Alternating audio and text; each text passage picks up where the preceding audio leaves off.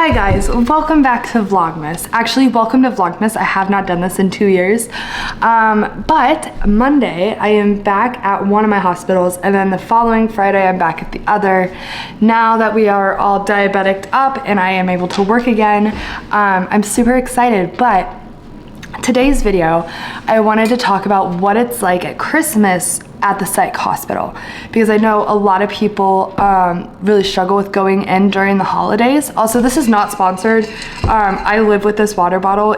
It's just amazing, but it's like my emotional therapy water bottle, so I will hold it and play with it the entire time we're on this. But anyway, I wanted to show you guys what it was like at the Psych hospital, because we gotta zoom out, because so many people are scared to get admitted during the holidays, and I want to make it as less scary as possible.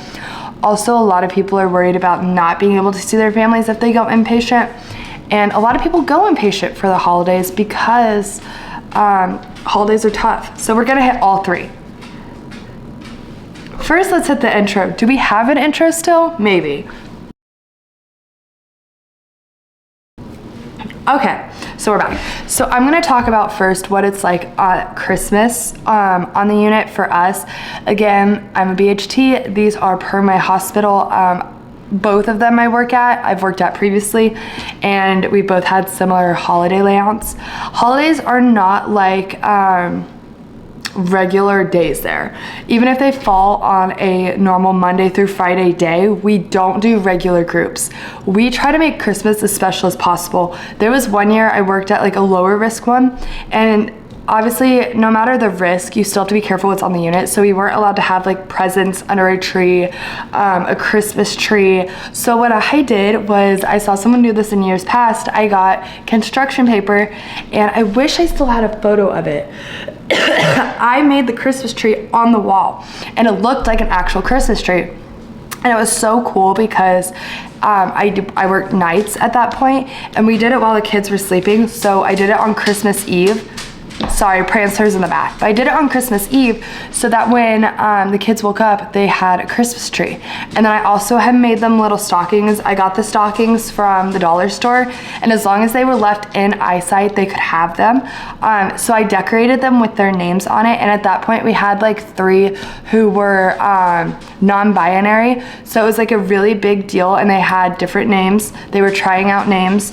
So it was a really big deal for me to put the right name on there and like show them that we are cheering them on, and that we're their support system. So, and then like gift wise, what I put in there was I went to like, they have like this little area where that they can get like gifts when they discharge, and I went and I grabbed like a few of them because they said we could give them stuff on Christmas. And then I like wrote each of them, we had like 14 girls, I wrote each of them like a handwritten Christmas letter. And then I actually surprised them. I got it approved ahead of time, and I ordered pizza, because I'm not gonna lie, sometimes food at psych hospitals, it's just not the best. It's like your average high school cafeteria. It's not horrible, it's not trash, but it's not like 5-star. So I got it approved, and I got the girls' unit pizza. I wish I could have gotten every unit their own food. However, it gets expensive, and I did cover most of the cost all on my own. So I just kind of tell the girls, don't spread it through the units.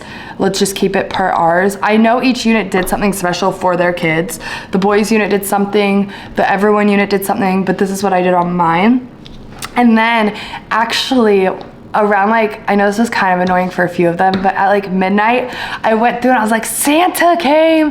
And then I let everyone see the stockings as like a little like teaser. And then I had them like go back to bed, and then they had something to look forward to in the morning, because a lot of them stay up and like stress themselves out. And I wanted to make sure they knew that like they had something to wake up for on Christmas.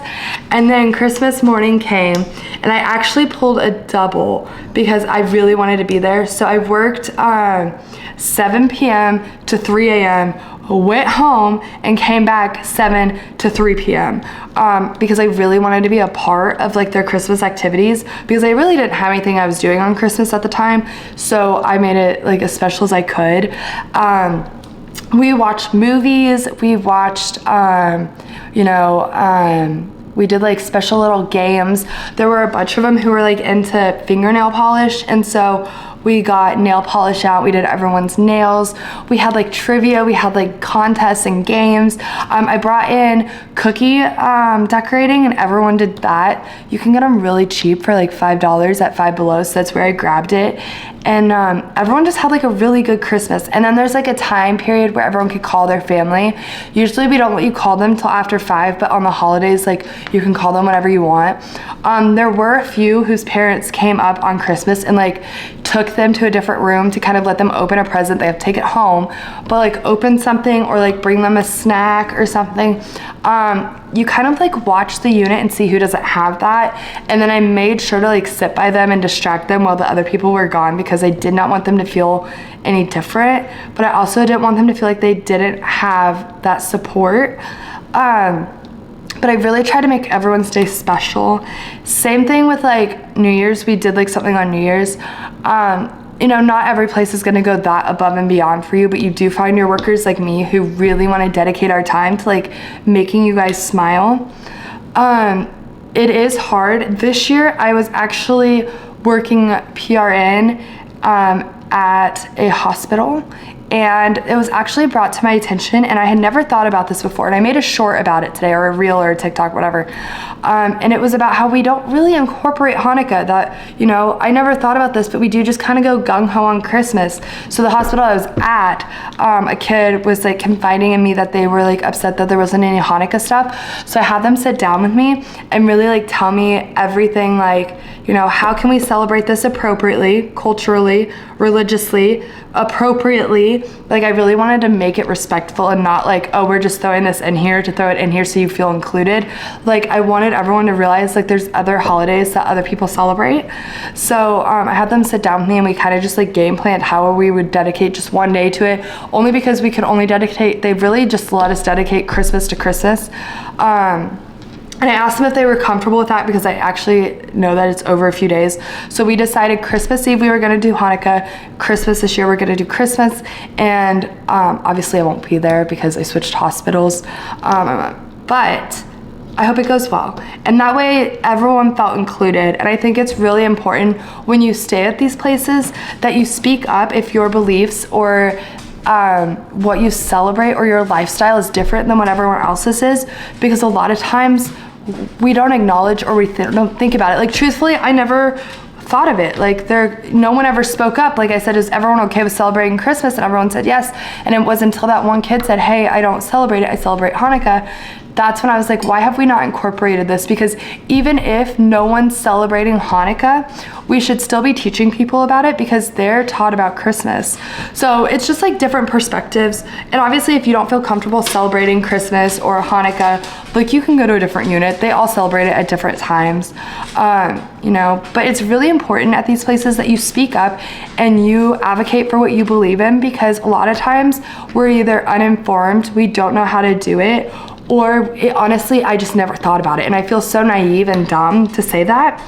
But I think that we have so many things we focus on there that like sometimes we get wrapped around in what our structure is supposed to be, that we forget to add certain things. So like just tell us, I don't celebrate holidays. I celebrate Hanukkah. I celebrate Christmas. I don't feel comfortable celebrating Hanukkah. I don't feel comfortable celebrating Christmas. We will make accommodations for you. We're not the bad guys. Another thing is like, don't be scared to go inpatient during the holidays. Let me tell you, last year, I thought I should have been inpatient at Christmas. I was in a horrible spot, and it was awful. Christmas was the worst day of my life last year. Well, close to it. So don't be scared if you need that support to get you through the holidays. If you don't have a family to go to, if you don't have that support to like cheer you on during the holidays, if you don't have that family or that safe place and you feel like it is mentally impacting you to a place that you don't feel safe, or you have that opportunity to go inpatient to better yourself, or you just don't want to be alone and you're not in a good spot, like don't be scared to go. We celebrate the holidays. You will be around people. I last year should have gone, and I really haven't opened up too much. Like I do these bullshit videos on here where I'm like, oh, this is what happened last Christmas or last year. This is why I was like, y'all don't even know half of what happened. Obviously, if you can tell by my demeanor, I'm like doing the best I've ever done. But don't be scared. They are there to be your support system. And there are people like me in every hospital trying to make a difference. I work with shitty people. I will be that person. I've worked at many hospitals. I have had crappy coworkers, and we overcompensate for them.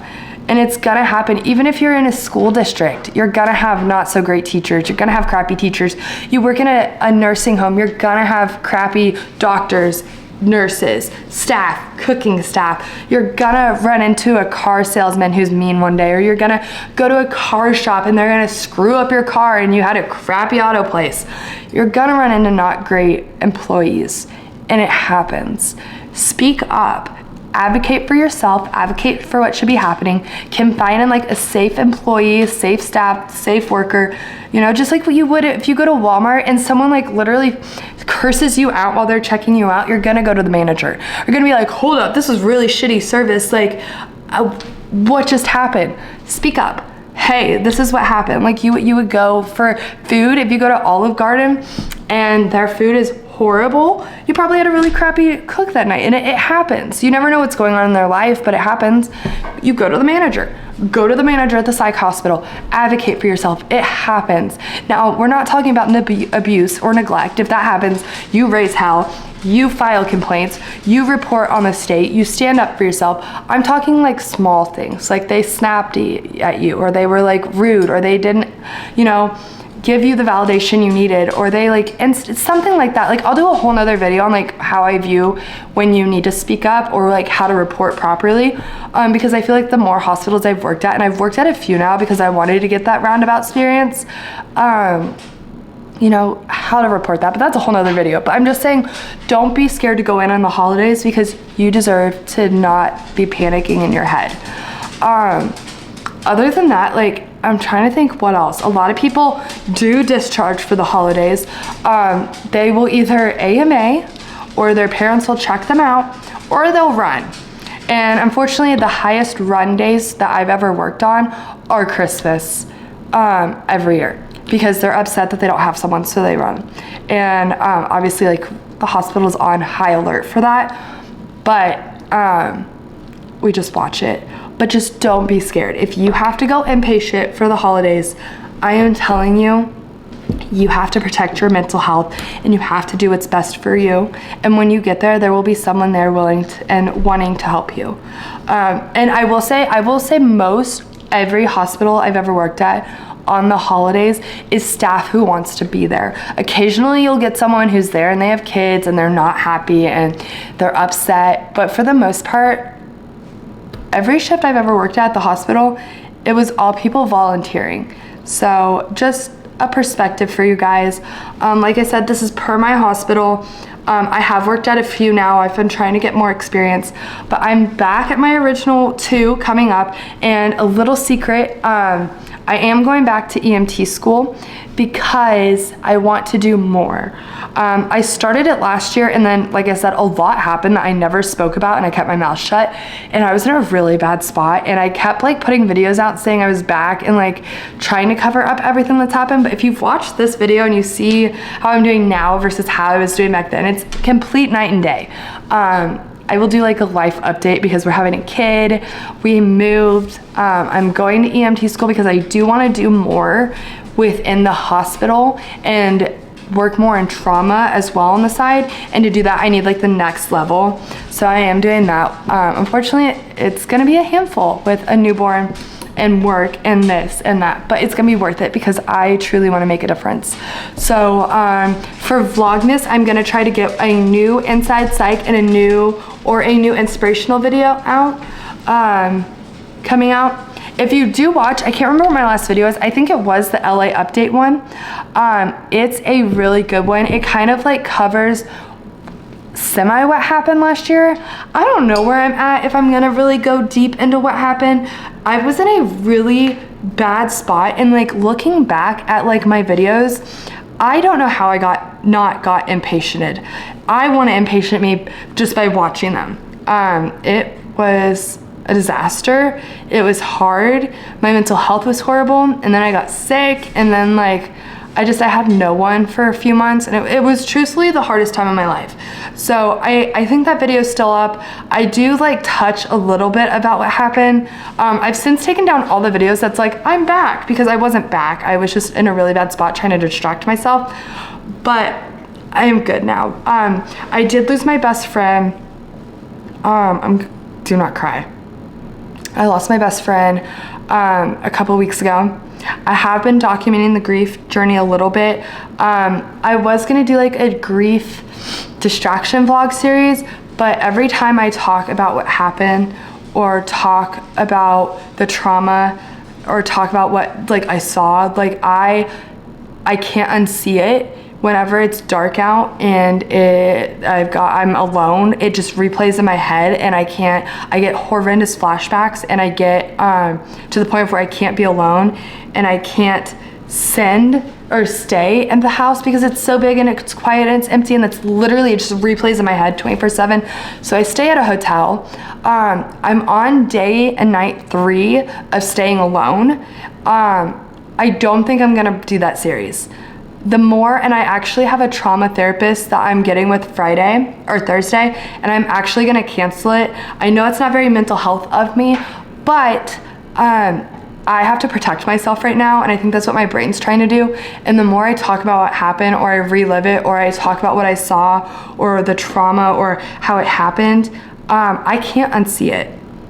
And it's not something that I can keep reliving. So it's probably one of those things as bad as this sounds, like I have to work through it on my own time. So I know I like talked about that series some on like small videos, but it's not one that I'm actually gonna go forward with. So I love you guys with all my heart. It might be a bad day, month, year. I will do an update video next, and happy Vlogmas. It's good to be happy again, and you're gonna get there too. If you're watching this and you're upset that you're alone this holiday season, or you're not in the mindset that you want to be at, you will get there. I was there last year. We will get there together. Don't be afraid to get help. It's a bad day, month, year, but it's not a bad life. I love you. I'll see you on the flippy floppy.